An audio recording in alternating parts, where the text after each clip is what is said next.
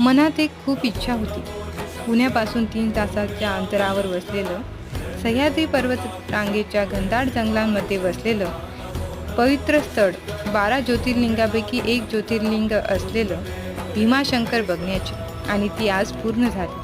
असं मानतात की येथे भगवान शंकरांनी भीमराक्षसाचा वध करून स्वतःचं ज्योतिर्लिंग रूप धारण केलं. ही जागा एक एक भक्तीच नाही, तर निसर्ग सौंदर्याचंही अद्वितीय केंद्र आहे.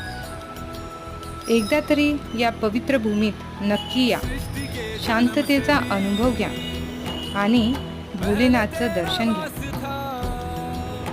हर हर महादेव.